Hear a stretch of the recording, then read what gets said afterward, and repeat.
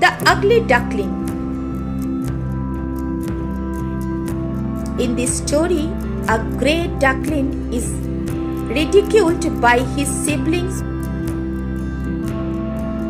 for his ugly appearance. Unable to bear the ridicule, the duckling ran away from his family. After some time, the duckling realized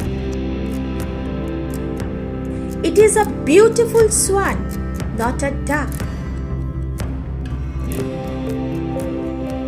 The snow white feather makes the duckling happy